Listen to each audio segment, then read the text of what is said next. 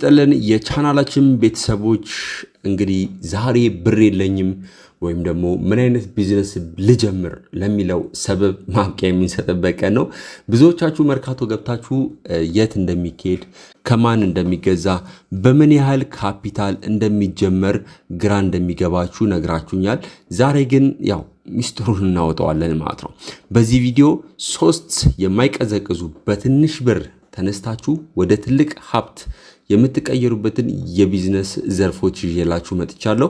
በተለይ ደግሞ በዚህ ቪዲዮ ላይ በዋነኝነት የምናየው ጥሬ ዕቃ እንዴት እናገኛለን፣ የት እናገኛለን፣ እንዲሁም ደግሞ ቢዝነሱን ስትጀምሩ ኮንሲደር ማድረግ ያለባችሁን አንዳንድ በጣም ጠቃሚ የሆኑ መረጃዎችን እናያለን። በዋነኝነት ግን የት እንደምታገኟቸው ማከፋፈያ ቦታዎቹ ነው የምነግራችሁ።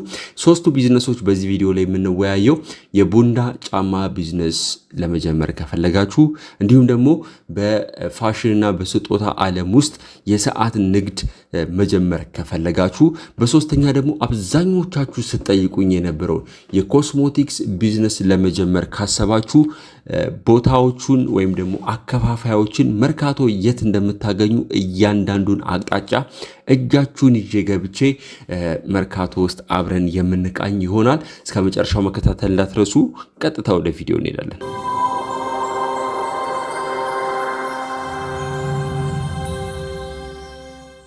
ዛሬ በመርካቶ ውስጥ ያሉትን 3 ወሳኝ የገበያ ቦታዎችን እያየን በእነዚህ ዘርፎች ላይ ተሰማርታችሁ እንዴት ውጤታማ ነጋዴ መሆን እንደምትችሉ በጥልቀት እንመካከራለን። ቢዝነስ ለመጀመር በሚሊዮን የሚቆጠር ብር አያስፈልጋችሁም። ዋናው ነገር መረጃና ቁርጠኝነት መኖሩ ነው። መርካቶ እንደምታውቁት የአፍሪካ ትልቁ ገበያ እንደመሆኑ መጠን መግቢያና መውጫውን ካላወቁ ሊያደናግር ይችላል። ስለዚህ ዛሬ የምነግራችሁ አቅጣጫዎችን በደንብ ተከታተሉ። በመጀመሪያ የምናየው ስለ ቦንዳ ጫማዎች ነው። የቦንዳ ጫማ ቢዝነስ ለመጀመር ወይም ደግሞ ለጀማሪዎች እጅግ አዋጭ የሚሆንበት ምክንያት በትንሽ ካፒታል ሰፊ አማራጭ ማቅረብ ስለሚቻል ነው። ይህንን የቦንዳ ጫማ በብዛትም ሆነ በግላችሁ ለመግዛት የምትችሉበትን ቦታ ልጠቁማችሁ። ከተክለ ሃይማኖት ወደ አብነት በሚወስደው መስመር ታክሲ ይዛችሁ ትሄዱና ጭር ተራራ ትወርዳላችሁ። እዛው አካባቢ ምጣር ተራ የሚባል አለ። በዛ በኩል ስትገቡ በጣም በርካታ የቦንዳ ጫማ ሱቆችን ታገኛላችሁ። በዚህ ቢዝነስ ላይ ስትሰማሩ አንድ ማወቅ ያለባችሁ ነገር ቢኖር የጥራት ደረጃ ወይም ደግሞ ግሬድን መለየት ነው።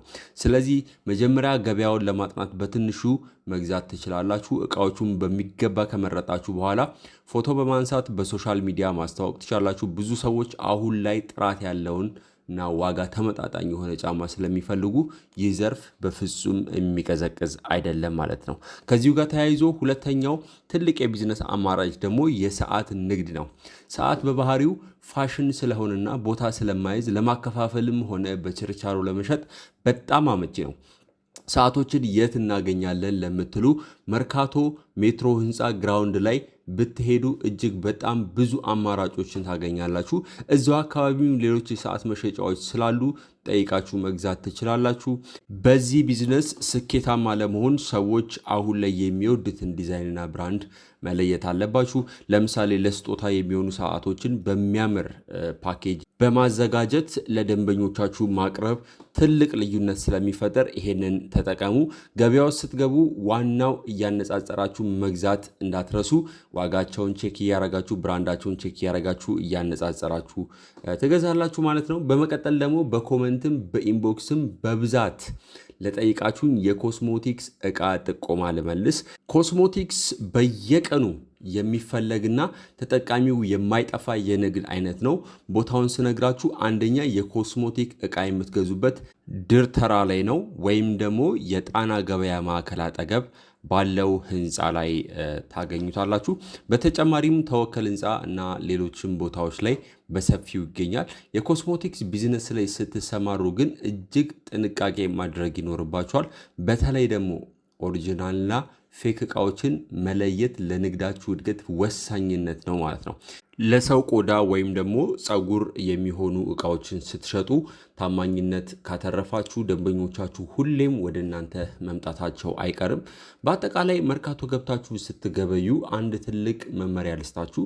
መቼም ቢሆን ደላላ አትከተሉ። ይልቁንስ ራሳችሁ ወደ ሱቆች ዘልቃችሁ በመግባት ከባለቤቶቹ ጋር መነጋገርና የጅምላ ዋጋውን ማወቅ አለባችሁ። ከአንድ ሱቅ ብቻ ገዝታችሁ አትውጡ። ቢያንስ 3 እና 4 ሱቆችን በማነጻጸር ተርፋማ የምትሆኑበትን ዋጋ መምረጥ ትችላላችሁ።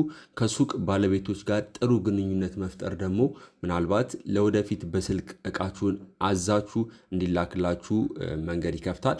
ቢዝነስ በትዕግስትና በብልሃት የሚሰራ ነው። ዛሬ በነገርኳችሁ ቦታዎች ላይ በመሄድ ገበያውን መቃኘት ትችላላችሁ።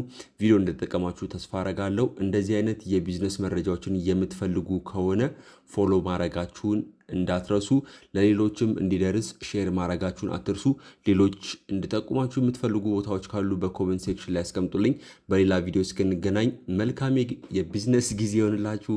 ቸር ሰንብቱ።